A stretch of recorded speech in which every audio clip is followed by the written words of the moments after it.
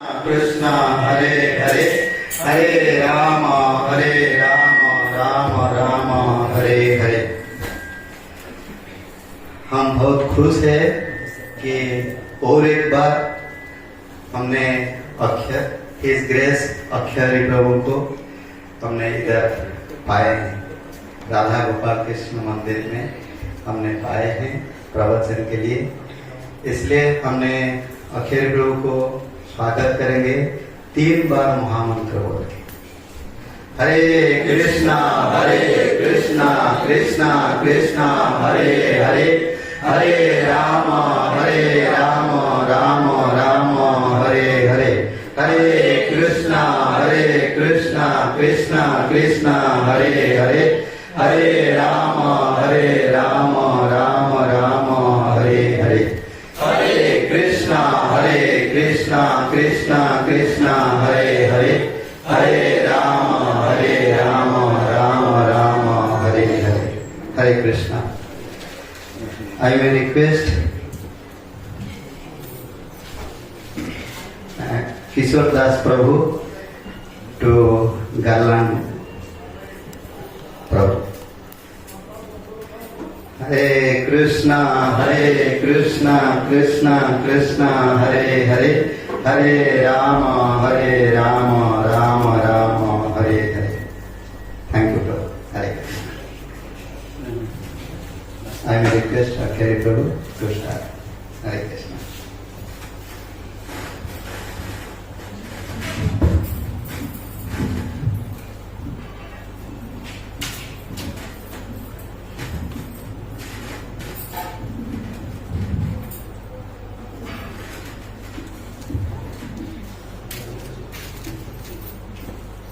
हरे कृष्ण हरि बोल। जय श्री प्रभुपाद।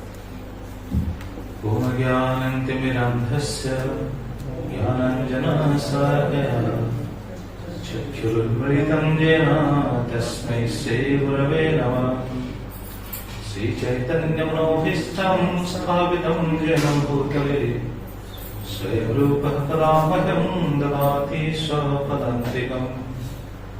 वन्देऽहं श्रीगुरो श्रीयुतपदकमलं श्रीगुरुन् वैष्णवांश्च श्रीरूपं सद्व्रजातं सहगणरघुनाथान्वितं तं सजीवं सावेतं सावधूतं परिजनसहितं कृष्णचैतन्यदेवं श्रीराधाकृष्णपादान् सहगण ललिता श्रीविशाखान्वितांश्च। नमो विष्णुपदाय कृष्णप्रेष्ठाय भूतले श्रीमते भक्तिवेदान्त स्वामिन्निति नामिने। नमस्ते सरस्वती देवे गौरवाणी प्रचारिणे निर्विशेषशून्यवादी पाश्चात्यदेशतारिणे। हे कृष्ण करुणा सिंधो दीनबन्धो जगत्पते गोपेश गोपिकान्त राधाकान्त नमस्तुते। तप्त काञ्चन गौरङ्गी राधे वृन्दावनेश्वरी वृषभानुसुते देवी प्रणमामि हरिप्रिये। वञ्चाकल्पतरुभ्यश्च कृपा सिन्धुभ्यैव च पतितानां पावनेभ्यो वैष्णवेभ्यो नमो नमः। नमो महावदन्याय कृष्णप्रेमप्रदायते कृष्णाय कृष्णचैतन्य नाम्ने गौरकृष्णे नमः। जय श्री कृष्ण चैतन्य प्रभु नित्यानंद श्री अद्वैत गदाधर शिवासादि गौर भक्तवृंद। हरे कृष्ण कृष्ण कृष्ण हरे हरे हरे राम राम हरे हरे। यं प्रचण्डम् अनुपेतम् अपेतकृत्यम् गतायन विरहकातराजुहाव पुत्रेति तन्मयतया तरवोऽभिनेदो तं सर्वभूतहृदय सर्वेषु मुनिमानतोऽस्मि नारायणं नमस्कृत्यं नरं चैव नरोत्तमं देवीं सरस्वतीं व्यासं ततो जयमुदिरे वेदे रामायणेश्चैव पुराणे भारते तथा आदौ चन्ते च मध्ये च हरिः सर्वत्र गीयते मूकं करोति वाचालं पङ्गुं लङ्घयते गिरिं यत्कृपास्तमहं वन्दे श्रीगुरो दिनतारिणीं परमानन्दमाधव ॐ नमः भगवते वासुदेवाय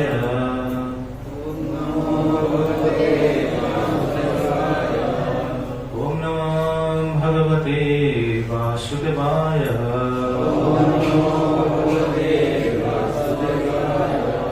ॐ नमः भगवते वासुदेवाय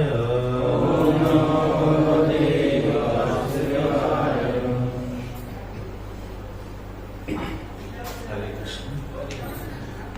सबसे पहले श्रील प्रभुपाद महाराज के चरण कमल पर अपनी माथा झुकाकर दंडवत प्रणाम करते हुए कृपा आशीर्वाद भिक्षा करके सारी भक्त समाज, हमारे गुरु परंपरा वैष्णवाचार्य लोगों की कृपा भिक्षा करते हुए और इधर जितने भी वैष्णव लोग इकट्ठे हुए हैं सभी के चरण कमल पर प्रणाम करके भगवान की कथा कहने के लिए अपने आप को समर्पित करता हूँ और सभी भक्तों को धन्यवाद अर्पण करता हूँ क्योंकि आप सब लोग प्रेम से इधर इकट्ठे हुए हैं भगवान की कथा श्रवण करने के लिए। भगवान की कथा ये तो सबसे पवित्र है। आज मैं सोच रहा था कौन सी टॉपिक पर कथा होनी चाहिए, क्योंकि पिछले बार हम जो आए थे उस समय तो हम जगन्नाथ के बारे में चर्चा कर रहे थे और कंटिन्यूसली वो सीरीज चल रहा था। लेकिन इस वक्त ये तो जगन्नाथ की पूजा समय मतलब रथ यात्रा के समय नहीं है, तो भागवत के ऊपर कथा करने के लिए मुझे ऐसा फील हुआ कि भागवत के ऊपर कथा होनी चाहिए। भागवत में भी बहुत सारा टॉपिक है, बहुत सारा प्रसंग है। कौन से प्रसंग को लिया जाए इसके बारे में भी बहुत गंभीरता से चिंतन करने के बाद एक टॉपिक में चूज किया। ये टॉपिक आज मैं माता जी से बोल रहा था वो भी स्किप कर दिया, वो टॉपिक भी नहीं ले पाएंगे। माता जी से आज बोल रहा था मुझको तो महाराज की टॉपिक लेने के लिए, वो भी बहुत सुंदर टॉपिक है, लेकिन बाद में कभी वो चर्चा होगा। अभी फिलहाल हम एक सुंदर टॉपिक लेने की प्रयास करेंगे कि हम वैकुंठ कैसे जाएंगे। कौन कौन वैकुंठ जाने के लिए तैयार है, जरा आप उठे। सब लोग जाएंगे वैकुंठ। तो वैकुंठ का स्वरूप क्या है, वैकुंठ कैसे जाएंगे, ये भी बहुत बड़ा सीरीज है। देखते हैं कितने समय तक जा पाएंगे। और इस प्रसंग में बहुत सारी जानकारी हमको मिलेगा कि वैकुंठ के द्वार से भी, वैकुंठ प्रदेश से भी कैसे नीचे गिरना पड़ता है और हमको कैसा हमको हमारा भजन साधन कैसा करना चाहिए ताकि हम वैकुंठ वापस जाएंगे। वैकुंठ से कौन इधर आए थे, नीचे गिरकर कौन आए थे, मालूम है किसको? कौन आए थे? हाँ जी, जय विजय। जय विजय जो भगवान के द्वारपाल है, उनको यहाँ आना पड़ा। तो क्यों आना पड़ा, ये बहुत लंबी सीरीज है, फिर हम कुछ चर्चा करेंगे जो हमको बहुत भजन के लिए, साधन के लिए हमको बहुत सारा जानकारी मिलेगा और अपने आप को हम कैसे सुधर पाएंगे भक्ति पथ पे, इसके बारे में हमको थोड़ा जानकारी मिल पाएगा। इसलिए ये चर्चा करने के लिए हमने मनस्थ किया। और ये कहाँ पे आता है ये प्रसंग, जब आप भागवतम पढ़ेंगे, भागवतम में ऐसा प्रसंग आपको पता चल जाएगा। 3rd कंटो में ये प्रसंग है। 3rd कंटो का बहुत सारा प्रसंग है। ये प्रसंग जो आता है विद्रोह मैत्रेय संवाद में, ये प्रसंग आता है। विदुर जब हस्तिनापुर को छोड़कर तीर्थ भ्रमण के लिए गए थे, क्योंकि महाभारत युद्ध के समय विदुर नहीं थे और भवन कृष्ण के बड़े भैया बलराम जी भी नहीं थे। तब विदुर जब भ्रमण करते हुए बहुत सारे तीर्थ भ्रमण करते हुए आगे बढ़ते जा रहे थे, वैसे भ्रमण करते हुए वो जाकर मिले हरिद्वार पर मैत्री मुनि से। मैत्री मुनि के श्रीमुख से उनको बहुत सारे भगवान की लीला के बारे में उनको पता चला। हालांकि विदुर भी धर्मात्मा है, तो भगवान की लीला श्रवण करने के लिए वो बहुत उत्सुक थे। भगवान की लीला को श्रवण करना ये उनका व्रत था। सुनेंगे हम। तो जब विदुर जाकर मिले मैत्री मुनि से, और मैत्री मुनि के साथ उनका जो बातचीत हो रहा था, ये तो भगवान की लीला के बारे में तो बातचीत हो रहा था। बहुत सारा प्रसंग उस सिलसिले में भागवत में वर्णन है। तो एक प्रसंग मैत्री मुनि वर्णन किए कि कैसे भगवान आकर वराह अवतार लेकर हिरण्यक्ष को बद्ध किए थे। हम सभी को मालूम है भगवान क्यों आए थे। हिरण्यक्ष को वध करने के लिए उनको वराह अवतार लेना पड़ा, और उनके भाई कौन थे? हिरण्यक्ष के भाई हिरण्यकशिपु। हिरण्यकशिपु को वध करने के लिए भगवान को नृसिंह रूप में आना पड़ा। तो ये जस्ट जब वर्णन किए, संक्षेप में वर्णन किए, मैत्री मुनि जब संक्षेप में ये वर्णन किए, वराहदेव के प्रसंग में जब ये विदुर सुनकर वो तृप्त नहीं हुई। सुन ले लेकिन तृप्त नहीं हुई। इसलिए विदुर की मनोभाव क्या था उस समय, उनके मनोभाव को लेकर सुखदेव उस समय एक चर्चा शुरू कर रहे हैं। अगर किसी के पास मोबाइल में भी हो सकता है भागवतम, तो आप देख सकते हैं। ये थर्ड कैंटो चैप्टर 14 पहला श्लोक से हम शुरू करेंगे। श्री शुकोवाच निशम्य कोसार गृणोपवर्णिता हरे कथा कारण सुकरात्मना पुनः सपप्रच्छ तमुद्यतञ्जलिर् न चाति तृप्तो विदुरो धृतव्रता। तो ये श्लोक है। निशम्य कोशार विणोपवर्णिता हरे कथा कारण सुकरात्मना पुनः सपप्रच्छ तमुद्यतञ्जलिर् न चाति तृप्तो विदुरो धृतव्रता। भागवतम का एक एक श्लोक का एक एक शब्द अगर लिया जाए तो इसे हम श्लोक बोलते हैं, श्लोक का शब्द बोलते हैं, लेकिन भागवतम है शब्द ब्रह्म। भागवतम का एक एक श्लोक है शब्द ब्रह्म, एक एक शब्द है शब्द ब्रह्म। इसलिए भागवतम महात्म्य में ऐसा वर्णन आता है, जो भागवतम बिल्कुल नहीं पढ़ पाते हैं, अगर वो एक भी श्लोक पढ़ते हैं तो भी उनको बहुत फल मिलता है। अगर एक श्लोक भी नहीं पढ़ पाते हैं, आधा श्लोक पढ़ते हैं तो भी उतना फल मिलता है। अगर आधा श्लोक नहीं पढ़ पाते हैं, एक चौथा बोलते हैं ना हिंदी में, क्या होता? एक चौथा अगर पढ़ते हैं, उतना भी नहीं पढ़ पाते हैं, एक शब्द अगर पढ़ते हैं भागवतम का, तो भी उनको ये फल मिलता है। ये श्रीमद् भागवतम, क्योंकि भागवतम भगवान के साक्षात ब्रह्ममय स्वरूप है। तो ये श्लोक में क्या बताते हैं सुखदेव गोस्वामी, जरा देखिए। निशम्य कौशार विणोपवर्णिता।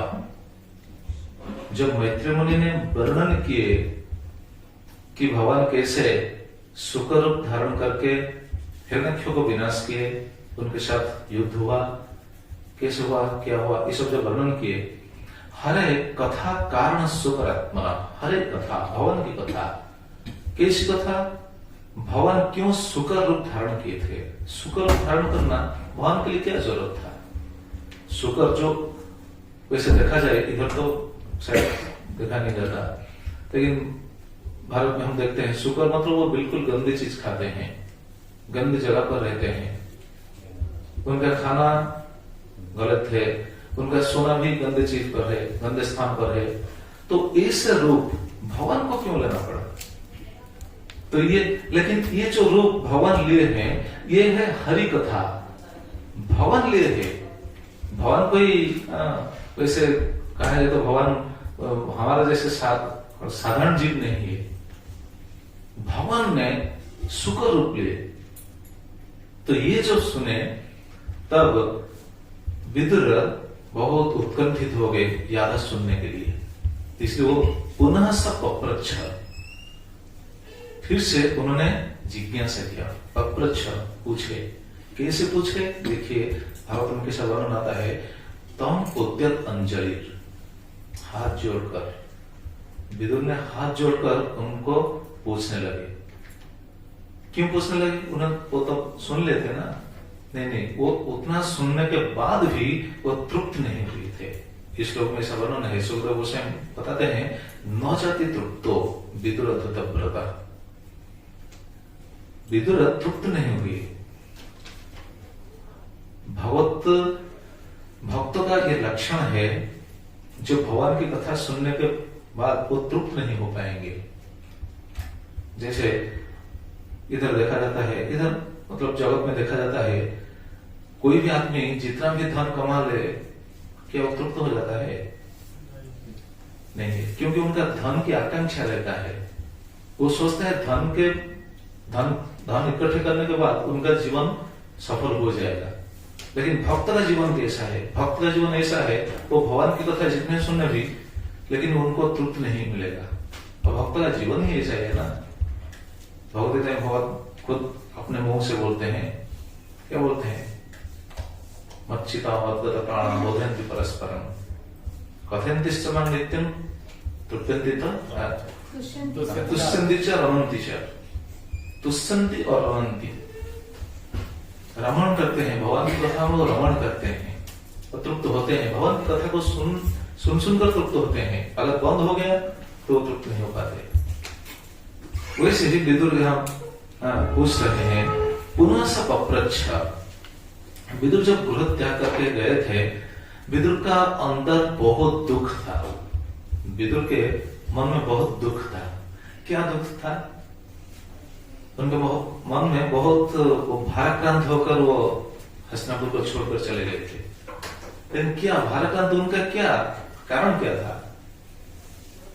विदुर छोड़कर गए हैं, आम आदमी सोच सकता है कि हाँ, दुर्योधन का कड़वा वाक्य ये श्रवण करते हुए उनको छोड़कर जाना पड़ा। हाँ, ये तो ठीक है, लेकिन दुर्योधन का वाक्य उनको इतना पीड़ा नहीं देता था जितना पीड़ा विदुर मतलब उनको लगता था कि दुर्योधन भक्तों के प्रति कितना अपराध कर रहा था।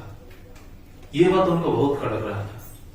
मतलब दुर्योधन का जो बात पांडवों के प्रति था, ये विदुर सब सुने है ना, विदुर को मालूम था ना। इसलिए कहा जाता है भक्त साधु। साधु कौन है? जो पर दुख में दुखी हो जाते हैं। विदुर ऐसे ही साधु थे। दुर्योधन का जो कड़वा बात था, वो पांडवों के प्रति जितना कड़ा था, वो बात को लेकर विदुर बहुत मर्माहत होते थे और ऐसे वो छोड़कर चले गए। लेकिन जब जा रहे थे, जाते समय उनके मन में बस एक ही संकल्प था। एक व्रत लेकर गए थे विदुर। क्या व्रत लेकर गए थे? यहाँ सुखदेव गोस्वामी बताते हैं, न च कृप्त विदुर ध्रुत व्रता। मतलब जैसे परीक्षित महाराज का एक व्रत था। परीक्षित महाराज का क्या व्रत था? परीक्षित महाराज का एक व्रत था, मैं मरते समय तक भगवान की कथा सुनकर इस शरीर को छोड़ूंगा। परीक्षित महाराज अंतिम 7 दिन भागवत कथा सुनते हुए भी अपना शरीर को छोड़े ना, तो ये उनका व्रत था। कैसा व्रत था? परीक्षित महाराज जब भागवतम कथा सुन रहे थे, उस समय मतलब आज के हिसाब से अगर हम बोलेंगे तो क्या बोलेंगे? 24/7 समझ में आ सकता है। 24/7 का मतलब क्या है?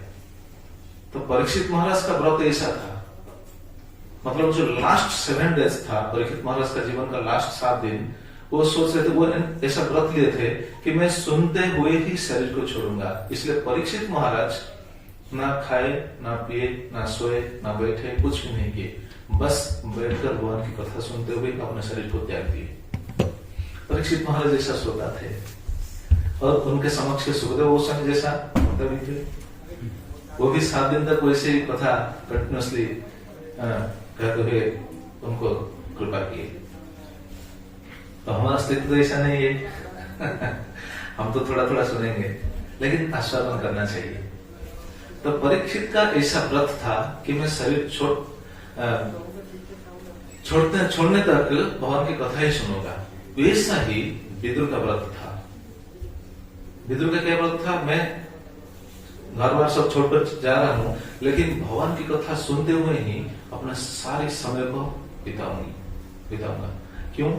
क्योंकि भगवान की कथा एक ऐसा कवच है।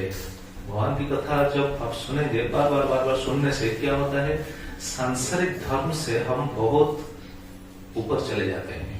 सांसारिक धर्म क्या है? सांसारिक धर्म मतलब जो काम, क्रोध, लोभ, मोह, मद, मात्सर्य, ये जो सांसारिक धर्म है, इससे हमको बहुत पीड़ा मिलता है, बहुत कष्ट मिलता है। संसार में सभी लोग कष्ट में है ना? या कोई आनंद में है क्या? हाथ उठाइए, कौन आनंद में है? कोई भी नहीं। किसका भी आनंद नहीं है, कोई भी सुखी नहीं है। इस सुखी होने का तो ये बीज है ना। सुखी होने के लिए भगवान की कथा को सुनना चाहिए। तो ये व्रत लेकर विदुर ने घर छोड़कर गए थे। तो यहाँ सुखदेव गोस्वामी ऐसा वर्णन करते हैं। तो विदुर ऐसा संकल्प लेकर जब गए थे, वो सोच रहे थे कि मैं भगवान की कथा ही सुनूंगा। इसलिए मैत्र मुनि से वो अप्रच्छा पूछ रहे हैं। क्या पूछ रहे हैं? भगवान की वो लीला को ज्यादा सुनने की उनके मन में जो उत्सुकता था वो दिखाई दे रहा था। कितने उतावला थे भगवान की कथा को सुनने के लिए। जैसे आप लोग भगवान की कथा सुनने के लिए इधर आए हैं। ये एक्चुअली अगर देखा जाए तो भगवान को प्राप्त करने की अगर कोई सीढ़ी है तो क्या है मालूम है? कौन सा सीढ़ी? भगवान को प्राप्त करने के लिए अगर कोई सीढ़ी है ना, हिंदी में सीढ़ी बोलते हैं ना। ये सीढ़ी क्या है मालूम है? ये सीढ़ी है भागवत कथा। ये भगवान की कथा। अभी मैं उड़ीसा से भगवान की भागवत कथा, भागवत महात्म्य का टॉपिक करके इधर आए। भागवत महात्म्य 7 दिन। तो भगवान की कथा, ये कथा श्रवण ऐसा है चित्त तृप्त हो जाता है। मतलब आनंद, सही आनंद अगर कोई पाने की कोशिश करता है तो भगवान को कथा ही सुनना चाहिए उनको। कोई सोच सकता है क्यों भगवान का सेवा करने से, भगवान का नाम करने से क्या हमको नहीं आनंद मिलेगा? ये ठीक है, भगवान के नाम करने से भी आनंद मिलता है। इसलिए तो चैतन्य महाप्रभु खुद अपने श्रीमुख से बताते हैं। क्या बताते हैं? आनंदम बुद्धि वर्धनम। मालूम है ना? भगवान का नाम अगर कोई करता है तो आनंद का अम्बुद्धि बढ़ते हुए जाएगा। आनंद का सागर वो बढ़ता जाएगा। अच्छा जरा सोचिए, चैतन्य महाप्रभु बताते हैं कि आनंद बढ़ते जाएगा अगर कोई नाम करेगा। हम सब नाम करते हैं कि नहीं? आनंद किस किस का बढ़ता है नाम करने के बाद? हाथ उठाइए। बढ़ता है। तो जरा सोचिए, नाम करते हुए बढ़ता है। अच्छा ये जो बढ़ता है ये भी ज्यादा और भी बढ़ सकता है। कैसे बढ़ेगा? जैसे वोल्टेज आता है, इसको हम ज्यादा भी बढ़ा सकते हैं स्टेबलाइजर से। इधर तो पता नहीं है कि नहीं, स्टेबलाइजर है ना, स्टेबलाइजर से हम पावर को जनरेट करके फिर बढ़ा सकते हैं। तो ये जब आनंद भी बढ़ सकता है, नाम करने के बाद भी आनंद फिर ज्यादा बढ़ सकता है। कैसे? जब हम भगवान की कथा सुनेंगे, भगवान के बारे में सुनेंगे। क्योंकि भगवान के बारे में सुनने के बाद नाम करने से ज्यादा रुचि आएगा। अगर हम भगवान की कथा नहीं सुनेंगे तो नाम करने के लिए ज्यादा रुचि नहीं आएगा। नाम करते हैं बस, ठीक है करते हैं, लेकिन रुचि बढ़ेगा जब भगवान की कथा सुनेंगे, लीला सुनेंगे। इसलिए भागवत में बहुत सारा वर्णन है। जब रुक्मिणी के विवाह प्रसंग में भागवत में ऐसा वर्णन है, सुखदेव गोस्वामी स्वयं बताते हैं, ब्रह्मन् कृष्ण कथा पुण्य मध्विर्लोकमलापः को नु तृप्येत शृण्वान् सुतप्यो नित्यनूतन। भगवान की कथा के महिमा के बारे में सुखदेव गोस्वामी क्या बताते हैं जरा सुनिए। ब्रह्मन् कृष्ण कथा पुण्य माथे लोक मला पहा, ये कृष्ण था पुण्य है। और लोक मला पहा, लोक की मल को ये अपा मतलब ये दूर कर सकता है। भगवान की कथा ही ये लोक की मल को दूर कर सकता है। आइए उधर से और बोलते हैं कौन तृप्यत शुद्धवान सुनवान, कौन तृप्यत सुनवान, ऐसा कौन है जो सुनने के बाद उनको तृप्त नहीं मिलता है। अगर सुनने के बाद कोई तृप्त नहीं होता है तो क्या बोलते हैं, देखिए मतलब इससे ये पता चलता है, सुखदेव गोस्वामी बताते हैं कि सुनने के बाद सुनकर ही कोई तृप्त हो पाएगा, हो सकता है। अगर कोई नहीं सुनेगा नहीं तृप्त हो पाएगा। भागवत में बहुत जगह पर ये बात की पुष्टि की गई है। भगवान की कथा सुनने के बाद ही हम तृप्त हो पाएंगे, क्योंकि श्रोतज्ञों नित्य नूतन, श्रोतज्ञों नित्य नूतन। भगवान की कथा, संसार की कथा में क्या कोई नूतनता है क्या, नित्य नूतन है क्या? नहीं। जो भी कथा हम सुनते हैं वो तो है, बस वही कथा है। हम बोलते हैं न्यूज, NEWS न्यूज। न्यू क्या है? सब तो पुराना है। इधर ये हो गया, उधर ये हो गया, वो ये हो गया, बस जो भी हो गया या जो भी हो रहा है ये तो सब पुराना है। कहाँ चोरी हुआ है, कहाँ डकैती हुआ है, कहाँ करप्शन हुआ है, ये तो पुराना है। नया क्या है? लेकिन भगवान की कथा आप जितने बार सुनेंगे नया लगता है। क्यों? इसलिए भागवत में प्रथम स्कंद में ऐसा वर्णन है, स्वादु स्वादु पदे पदे, स्वादु स्वादु पदे पदे, प्रति पद में स्वाद मिलता है, आस्वादन होता है। तो यह बताते हैं प्रतिक्षणम प्रतिशब्देन आश्चर्यवत् प्रतीयमानम, प्रतिशब्देन, प्रति शब्द में, प्रति शब्द से आश्चर्य लगेगा, क्योंकि भवन का रूप कैसा है? नित्य नूतन है। हालांकि हमारा चक्षु इतना पकड़ नहीं पा रहा है भगवान के रूप को, रूप माधुरी को, लेकिन जब माँ यशोदा भगवान श्री कृष्ण को देखते थी, नंद बाबा देखते थे, उनको क्या लगता था? भगवान जैसे आज ही ये रूप उनका नया रूप है, नित्य नूतन। इसलिए भगवान का एक नाम है नवकिशोर, नवकिशोर नटवर, नवकिशोर नव नवायमान, प्रतिक्षण नव नवायमान। तो भगवान की कथा भी ऐसा है। इसलिए चैतन्य भागवत में ऐसा वर्णन है, प्रति श्लोके प्रति अक्षरे नाना अर्थ का है। प्रति श्लोके भागवतम का जो प्रति श्लोक के प्रति अक्षर में नाना अर्थ है। ये नाना अर्थ है आस्वादन। इसलिए कौन ऐसा है जो तृप्त हो जाएगा? कोई भी तृप्त नहीं होगा। अब विदुर तो महाभागवत है, क्योंकि तो धर्मराज के अंश है ना। धर्मराज ही दो रूप में इधर आए थे। कौन कौन रूप में? एक है विदुर और दूसरा है युधिष्ठिर। तो इधर ये बताते हैं कि आप बताइए कैसे प्रार्थना कर रहे हैं।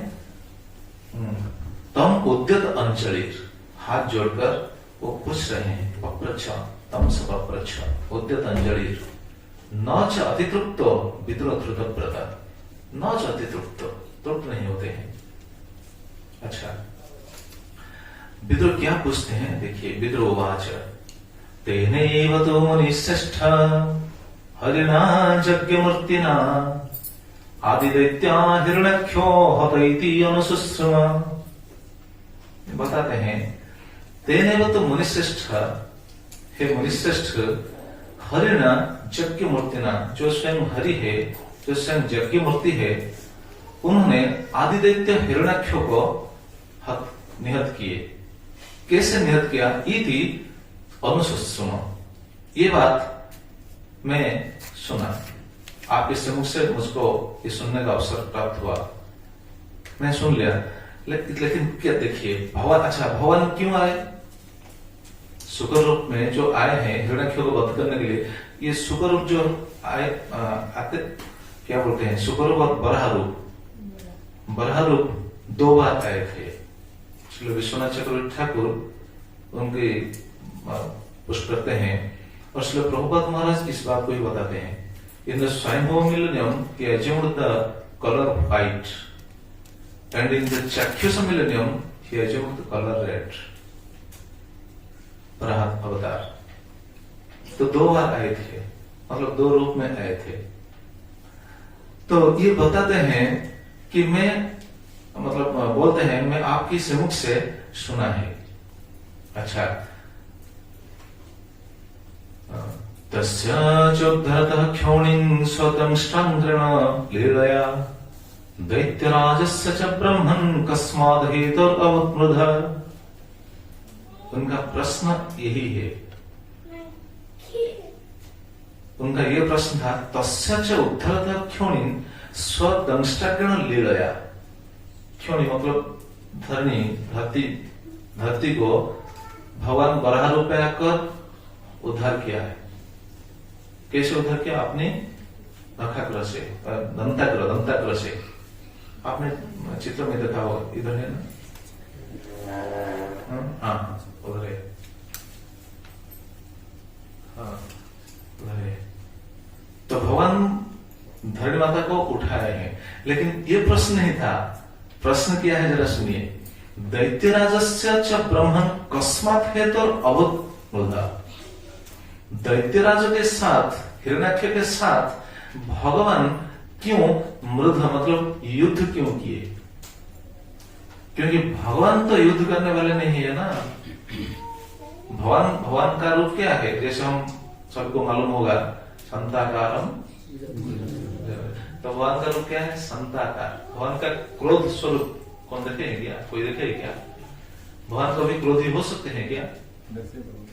हाँ जी, अच्छा, नरसिंह भगवान, हाँ, उनके बारे में सुनेंगे। भगवान क्रोध होते हैं, किस लिए, किनके लिए क्रोध होते हैं? अपने लिए होते हैं क्या? भक्तों के लिए होते हैं। तो ये वो तो उनका क्वेश्चन तो ऐसा ही है, क्योंकि जो क्रोध है, काम है, लोभ है, ये सब तो 3 गुण के अंदर है ना। 3 गुण का ये विकार है। तो भगवान क्यों क्रोध किए? बहुत सुंदर, क्योंकि संसार के लोग ये सब क्रोध करते हैं, आपस में लड़ जाते हैं। तो भगवान को तो लड़ना इतना तो उनको तो शोभा नहीं देता। भगवान क्यों लड़े? आपस में जो आदमी लड़ते हैं, बैठ जाओ, मतलब कुछ कारण न होते हुए भी वो आपस में लड़ जाते हैं, विग्रह शत्रुता सृष्टि करते हैं, लड़ जाते हैं, झगड़ लेते हैं। क्या कारण? और परधने परजोषित च स्पृहा, यह दुरात्मा का लक्षण। परधने, परधन और परजोशी, परस्त्री में वो उनका स्पृहा। और क्या है? स्वजन बंधुषु असहिष्णुता। स्वजन बंधुषु, स्वजन अपनी निजजन, स्वजन, बंधु क्या बोलते हैं, रिलेटिव्स के बीच जो अनुबंध हो जाता है, झगड़ लेते हैं, असहिष्णुता है, ये सब दुरात्मा का लक्षण। प्रकृति सिद्धि ही दुरात्मनम, ये दुरात्माओं के लक्षण है। महात्मा ऐसे नहीं है। दुरात्मा का लक्षण ये है, महात्मा दैवी लक्षण के अंतर्गत है, और भगवान ये तो बहुत ऊपर है। उन्होंने क्यों युद्ध किया? देखिए विदुर का कैसा युक्ति युक्त प्रश्न है। अच्छा, और बताते हैं, देखिए श्रीपद सिद्धू स्वयं बताते हैं, हो सकता है मैत्री मुनि ये कथा कहने के लिए प्रस्तुत नहीं होंगे, वो उनको नकार देंगे।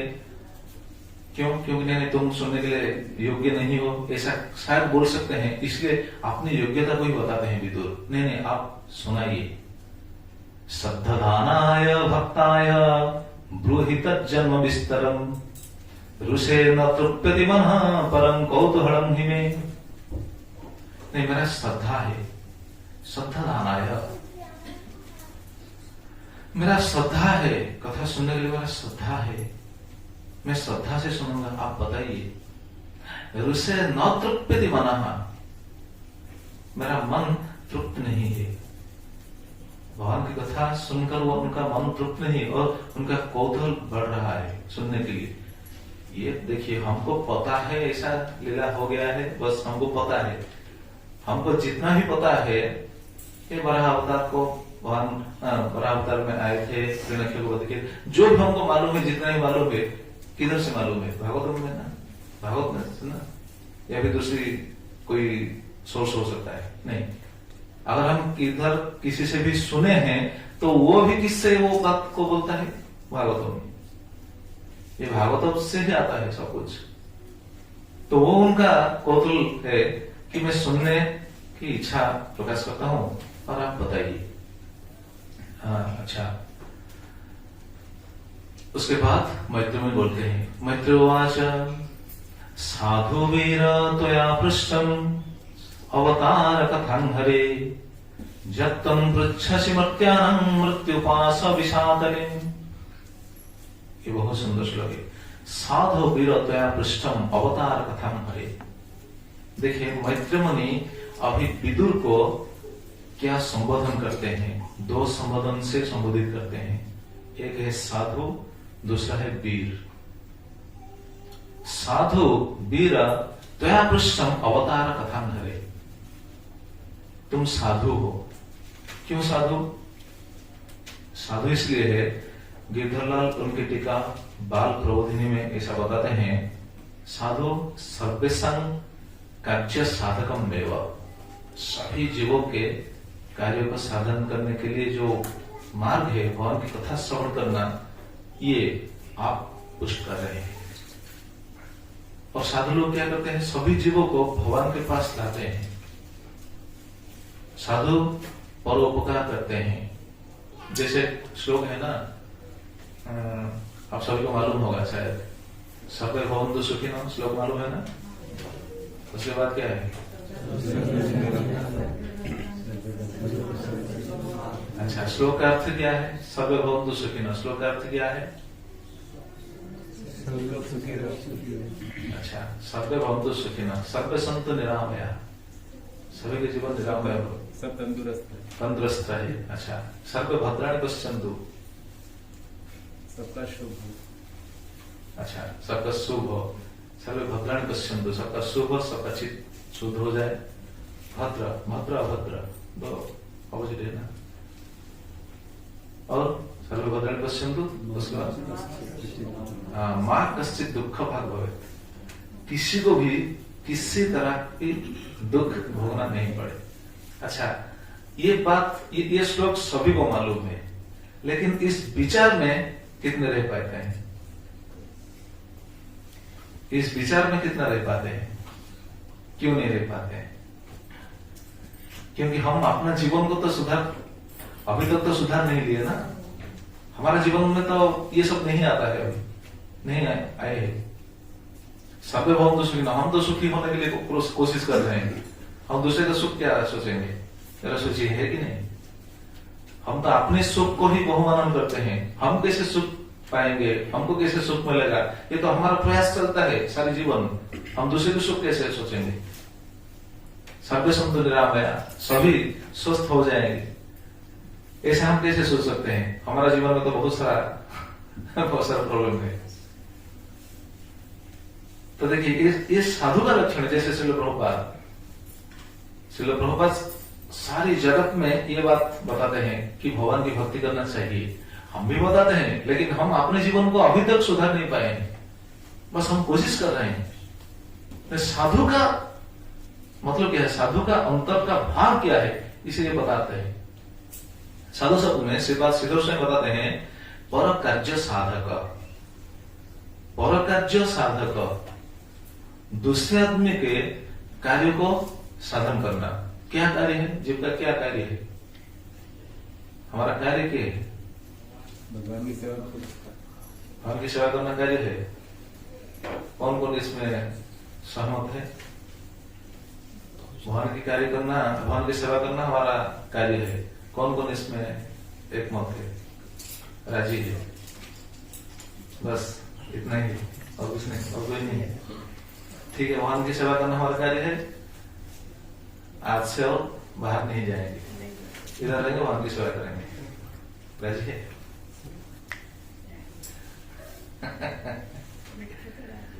तो देखिए, पर कार्य साधक, ये कहने का तात्पर्य मैं विनोद में कह दिया भगवान की सेवा करना जीव का स्वरूप है। जैसे चैतन्य चरितामृत में ऐसा बताया गया है, जीवेर स्वरूप है नित्य कृष्ण दास, नित्य कृष्ण की सेवा करना चाहिए।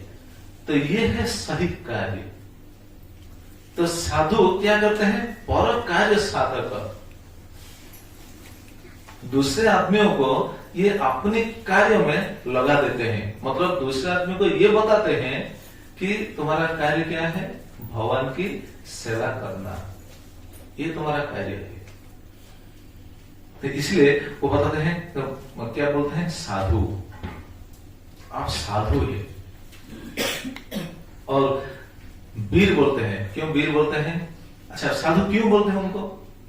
मैत्रेय मुनि विदुर को साधु क्यों बोलते हैं? साधु बोलते हैं इसीलिए, अगर मैत्रेय मुनि को विदुर ने ये बात नहीं पूछी होती तो हमको ये तो पता नहीं चलेगा ना। आज हमको जितना भी मालूम है या फिर जितना भी मालूम होने वाला है, ये उनके बीच ये बात हुआ था इसलिए हमको पता चल गया, है कि नहीं? तो ये साधु का काम है कि नहीं? साधु ने ये बात पूछे थे इसलिए हमको पता चल गया, इसलिए बोलते हैं साधु। मतलब जो सुनेगा ये बात को, जो सुनेगा उनका कल्याण होगा।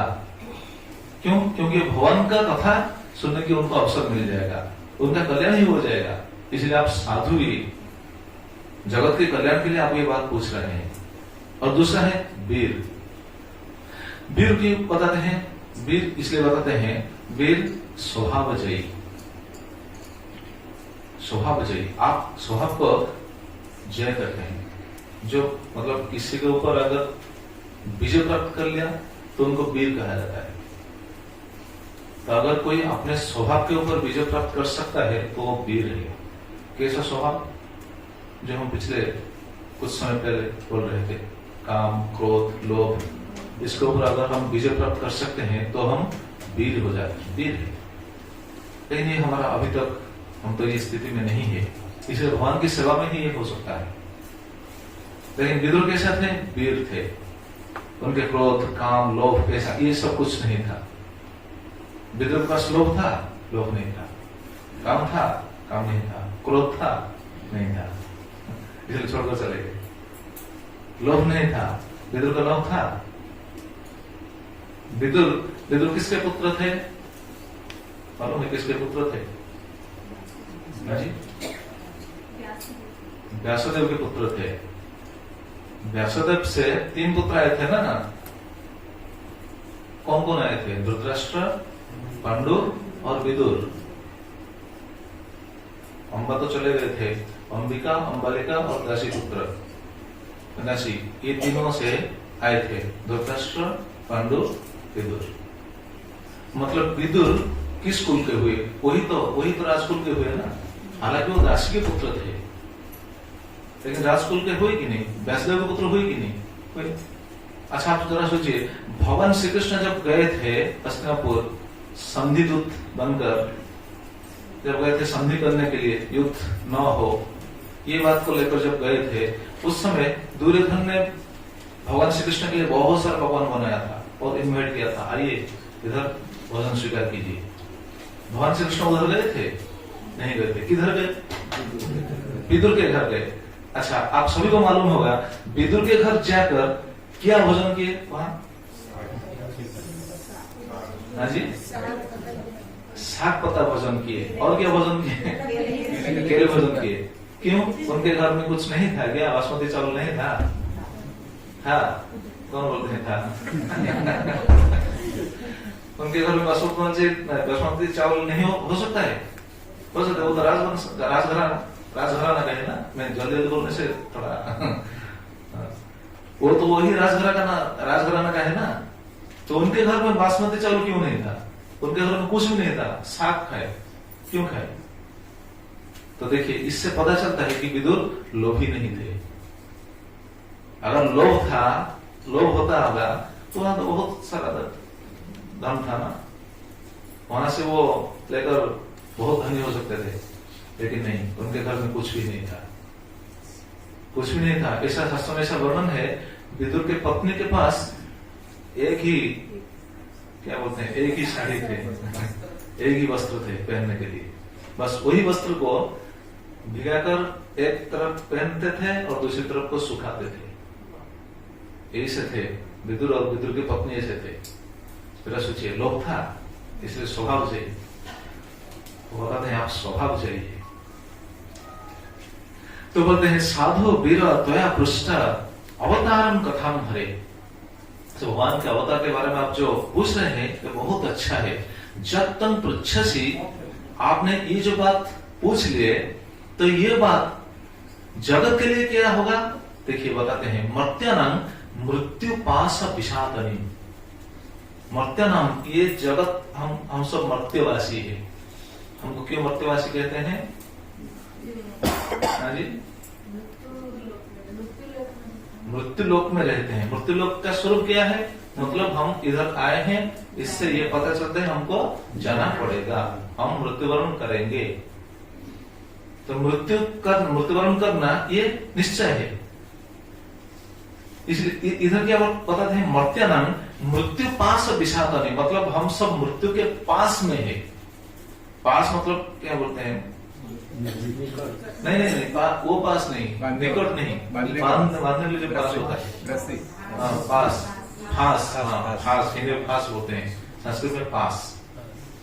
पास मतलब नजदीक भी होता है। तो यहाँ जो पास बोलते हैं, मृत्यु का पास है, मतलब मृत्यु हम सबको पास, हमारा गले में पास लगा रखा है, हम सब ये पास में है, मतलब छुटकारा नहीं है। इसलिए भगवान तो भगवद्गीता में ये बात को भी बताते हैं, जातस्य ही ध्रुव मृत्यु। जो इधर जन्म लिया है उनको मृत्युवरण अवश्य करना ही पड़ेगा। लेकिन ये जन्म मृत्यु का माला चलता है, जन्म मृत्यु, जन्म मृत्यु, जन्म मृत्यु, जन्म मृत्यु। गीता में भगवान ये बताते हैं। लेकिन जो भगवान की कथा सुनता है, देखिए मैत्र मुनि क्या बताते हैं, ये अवतारम क्या बोलते हैं, अवतार कथन हरे। ये भगवान हरि के अवतार के बारे में अगर कोई सुनेगा तो उनको क्या फल मिलेगा? मृत्यु पास विषादनी, मृत्यु के पास से उनको छुटकारा मिल जाएगा, छुटकारा मिल जाएगा अगर कोई भगवान की कथा को सुनेगा। यद्यपि देखिए बंशी गोस्वामी उनके टीका में एक बहुत अच्छा बात को पुष्ट करते हैं, यद्यपि युद्ध प्रश्न न शुभ। अच्छा, वो क्या पूछ रहे हैं? भगवान क्यों युद्ध किए हैं? कस्मात अभूत, वो सुन रहे थे हम, मृधम, कस्मात अभूत मृधम।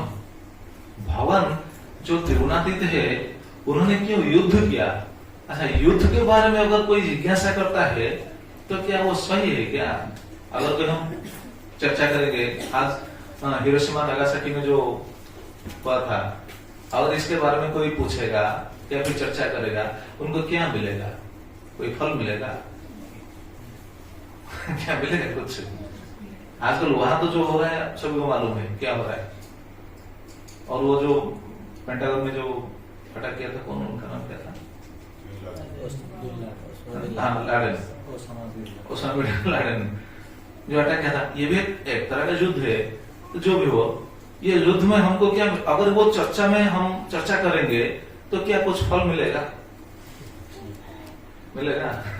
वो मुंबई में जो हुआ था ताज होटल में, पता ना कौन, कसब, वो अगर जो कुछ किया था, अगर ये चर्चा हम करेंगे तो अच्छा मिलेगा क्या? कुछ तो नहीं मिलेगा ना, चित्त दूषित हो जाएगा, है कि नहीं? ये बताते हैं, देखिए ये बात को पुष्ट करते हैं बंशी गोस्वामी, यद्यपि युद्ध प्रश्न न शुभ। युद्ध प्रश्न ये शुभ नहीं है, शुभंकर नहीं है। तथापि साधु पृष्ठ, तथापि आपने जो पूछा कि साधु पृष्ठ, ये आप अच्छी बात पूछते हैं, बहुत सुंदर बात आपने पूछ लिया। क्यों? क्योंकि भगवान क्यों युद्ध किए? भगवान का युद्ध करना ये सुनना शुभ है, भगवान का युद्ध भी शुभ है। भगवान अगर किसको विनाश करते हैं ये भी शुभ है कि नहीं? भगवान के हाथ में अगर किसका प्राण जाता है तो उनको क्या फल मिलता है? हाँ, अच्छा अगर सोचिए, हम लोग एक दिन हमको ये शरीर छोड़ना पड़ेगा कि नहीं? मरेंगे कि नहीं? मरना तो तय है ना, मरेंगे तो निश्चित। अच्छा, अगर भवन आकर हमको मारेंगे, मरेंगे तो जरूर, तो भवन अगर आकर हमको मारेंगे तो क्या होगा? उस मरण क्या होगा? स्मृति क्या होगा? हाँ जी, और क्या? अरे मृत्यु तो है, जैसे बाली ऐसा बताते हैं, युद्ध में जो रामचंद्र महाप्रभु बाली को मारते थे ना, जो छिप कर जो बाण छोड़ दिए, जब बाली का देहांत हो रहा था उस समय को तो बहुत कष्ट उनको भोगना पड़ा, क्योंकि बाण जब लगता था उस समय तो बहुत कष्ट है। उसमें वो चित्कार और क्या बोलते हैं, क्रोध में आवेश में कुछ ना कुछ बोल दिया, बहुत कुछ बोल दिया, राम को धिक्कार करके तो बहुत कुछ बोल दिया। ये तो आपको सब शायद मालूम होगा। तो बोले बाद जब राम जी आए पास आए, उस समय राम जी बाली को बोले, ठीक है बाली, एक काम करो, अगर तुम चाहते हो तो मैं तुमको जिला दूंगा, अगर तुम चाहते हो जीने के लिए, ठीक है, मैं तुमको बचा लूंगा। चाहते हो? बाली उस समय क्या बताया मालूम है? हाँ जी, बाली देखिए, बाली जानता था ये प्रभु श्री राम है, ये स्वयं भगवान है, जानता था। कैसे जानता था? बाली को उस दिन उनकी पत्नी क्या था, उनका नाम तारा ने उस समय उनको बताई थी, देखिए आप अभी मत जाइए, क्योंकि सुग्रीव वो बाहर आकर पुकारता था ना, आइए आइए युद्ध करने के लिए आइए, आ जाओ, भीरू जैसे क्यों छुपते हो, तो ऐसा चित्कार कर रहा था बाहर। तो उस समय तारा ने उनको मना किया था, नहीं आप मत जाइए। क्यों? क्योंकि आज वो इतना जोर से पुकार रहा है, इससे ये पता चलता है कि इसके साथ भगवान है। नहीं तो बार बार आपसे वो परास्त होकर गया है, फिर भी आकर इतना जोर चिल्लाता है ना, भगवान है, आज उनके साथ भगवान है, आप मत जाइए। राम जी स्वयं भगवान है, आप मत जाइए। तारा को मालूम था, क्योंकि तारा सती है ना, तारा सती है, तारा को मालूम था, तारा उस समय मना की थी, नहीं आप मत जाइए। तो जब तारा ने मना किया था, मैं था या थी ये तो मुझे सही में पकड़ नहीं पा रहा हूँ, क्या होना चाहिए, जो भी हो, हाँ अच्छा ठीक है, जो भी आप समझ लीजिए। तो जब तारा ये बात बताती थी, उस समय बाली के अंदर ये दृढ़ हो गया। बाली ये बात खुद अपने मुंह से बताते हैं कि नहीं प्रभु, मैं आपके हाथ में मरने के लिए आज आया है, मुझे मालूम था आज आप मुझे मारेंगे, आपके हाथ में मैं प्राण को त्यागना चाहता था, इसलिए मैं आज आया।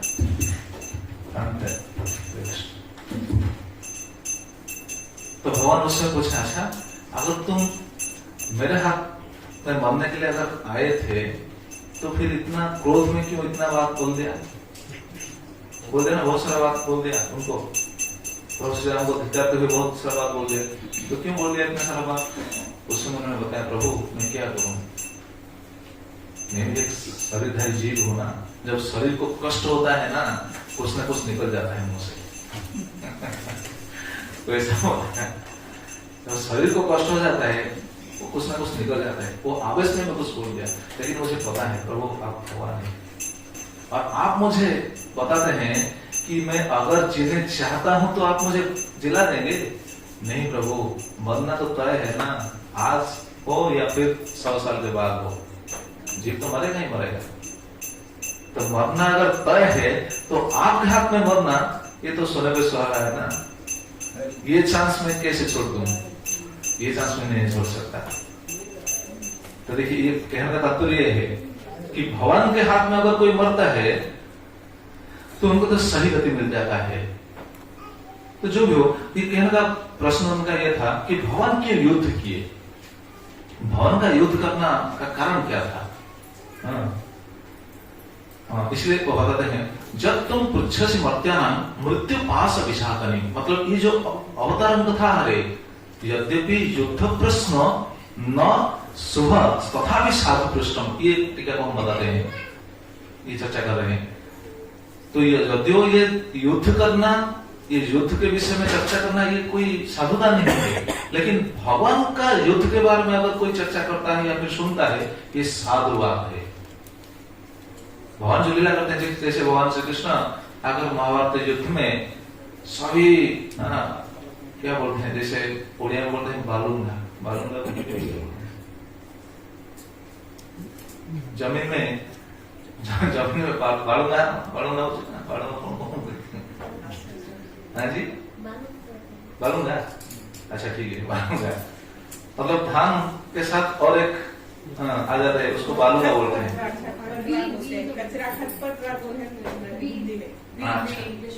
हाँ जी अच्छा जो भी हो, खरपतवार। अच्छा ये सब तो हमने नहीं सुना था हिंदी में, जो भी हो। तो भगवान ने क्या किया था, दुर्योधन एक बालूंगा को, तो जितने सारे बालूंगा थे सभी बालूंगा को इकट्ठे किए थे। और देखिए भगवान श्री कृष्ण का कैसा मिशन है, जो अस्त्र पकड़ने के बिना ही, अस्त्र पकड़ने के बावजूद भी सभी क्या बोले आपने, बालूंगा नहीं खरपतवार खत्म हो गया। खरपतवार, सब खरपतवार को खत्म कर दिया। तो ये तो अच्छा, ये बात भी दिव्य है, ये बात भी पुण्य है। इसीलिए साधु पुष्टम, ये बात क्या है, मृत्यु पास अभिशातनी। और ये बात हम सुनेंगे, चर्चा करेंगे, तो क्या होगा, भगवान जो युद्ध किए हैं, जैसे भगवान के युद्ध के बारे में बहुत सुंदर चर्चा आता है भीष्मदेव के साथ जब भगवान ने युद्ध किए थे। ये चर्चा होने वाला था वहां की इच्छा से अभी स्थगित हो गया, इसलिए इधर ये बात हम सुन रहे हैं, ये भगवान की इच्छा है। तो ये मृत्यु पास विषाद नहीं, मृत्यु पास से हम छुटकारा हमको मिल जाएगा। मृत्यु कैसे हमको पकड़ता है, शास्त्र में ऐसा वर्णन है। मृत्यु हमको पकड़ के रखा है, कैसे पकड़ के रखा है, वो छोड़ने वाला नहीं है। मतलब छोड़ने वाला नहीं, मतलब बार बार हम मृत्यु के पास में है। कैसे, शास्त्र में बहुत सुंदर वर्णन है। अजर अमरवत प्रज्ञो विद्यम अर्थम न चिंतयेत्, गृहीत इव कैसे सो मृत्युना धर्मम आचरेत्। बहुत सुंदर श्लोक है। अजर अमरवत प्रज्ञो विद्यम अर्थम च चिंतयेत्। इधर सारी मतलब सभी मानव का ऐसा विचार है, ऐसा स्थिति है, उनका सोच ऐसा है, जैसे सब सोचते हैं कि मैं अजर हूं, मैं अमर हूं। प्राज्ञ जैसे ये सोचते हैं, अजर अमरवत प्राज्ञो विद्यम अर्थम च चिंतयेत्। इधर विद्या और अर्थ को चिंतन करते हैं, मैं क्या पढ़ाई करूंगा, कैसे पढ़ाई करूंगा, पढ़ाई करने से क्या होगा, ये विद्या को चिंतन करते हैं। देखिए ये जो विद्या को चिंतन करना, ये एक जन्म का काम नहीं है। मतलब बार बार जब जन्म लेता है, हर जन्म में ये विद्या के बारे में चिंतन करता है कि नहीं करता है। और अर्थम अर्थ के लिए चिंता करता है, सोचता है अगर मेरे पास बहुत अर्थ हो जाएगा तो मैं सुख पा जाऊंगा। ये सोचता है कैसा, प्राज्ञों जैसा, विद्वान जैसा सोचता है। अगर मैं विद्या प्राप्त कर लूंगा, अर्थ प्राप्त कर लूंगा, तो मैं बहुत सुख पा जाऊंगा। लेकिन उनको पता नहीं, गृहीत इव कैसे सु मृत्युना, मृत्यु के पकड़ में हम है। मृत्यु कैसा हमको पकड़ता है, कैसे सु, केस को पकड़ता है। केस को क्यों पकड़ते हैं मालूम नहीं। अगर कोई केस को पकड़ता है तो उनसे छुटकारा मिलना इतना आसान नहीं है, ठीक नहीं। अगर कोई यहाँ पर केस को पकड़ लेगा तो उनसे छुटकारा मिलना बहुत मुश्किल है। इसलिए साधु लोग जो शिखा रखते हैं, क्यों रखते हैं मालूम है, पता है। वैष्णव लोग तो शिखा रखते हैं, क्यों रखते हैं, इसको मालूम है, ठाकुर है, इसको मालूम है। इस सिलसिले में एक बात है, और ये तो शास्त्रों का सिद्धांत तो है, ये शरीर है, शरीर की तो पता का है फ्लैट है, लेकिन एक दूसरा सिद्धांत भी है। हाँ जी, खींच के सही रास्ते में लेके जाएगा भगवान। हाँ? उसको खींच के सही रास्ते में लेके जाएगा। संसार सागर में हम डूबे हुए हैं भगवान। अच्छा भगवान संसार सागर निकालेंगे तो ये पूछ पकड़ के अच्छा सीखा मगर की। हाँ, ये ठीक है, ये ठीक है। ये दो बात है। हम जो संसार सागर में है, भगवान आकर लेंगे, भगवान आकर शिखा को पकड़ कर नहीं लेंगे, भगवान आकर डायरेक्ट उठाकर लेंगे। शिखा को कौन पकड़ेगा? शिखा को पकड़ेंगे गुरु। अगर भक्त साधक अगर गलत रास्ते पर जा रहा है तो गुरु क्या करेंगे? शिखा को पकड़ कर लाएंगे, खींचेंगे। और अगर केस को शिखा को अगर पकड़ लेगा, कोई पकड़ लेगा, तो उनसे छुटकारा मिल जाएगा? नहीं। केस को अगर कोई पकड़ता है तो देखिए द्रौपदी का केस दुर्योधन ने पकड़ा था, आगे वो अलग था, जो भी हो, लेकिन दुर्योधन की चंगुल से, हाथ की चंगुल से वो छुटकारा उनको मिला क्या? नहीं। भगवान श्री कृष्ण भी केस को पकड़ते थे। किसका मालूम है? कंस का। कंस की केस को धरकर पकड़कर मुष्टि आघात करके उनको प्राणदंड दी। तो केस को पकड़ना मतलब वो छुटकारा नहीं मिलेगा। ज्यादा केस रहेगा, थोड़ा ज्यादा दर्द होगा। अच्छा। थोड़ा सा खींचेगा तो इसे सोच सकता है कोई बहुत अच्छा है, ठीक है, आज शाम बिल्कुल बंदा हो जाए।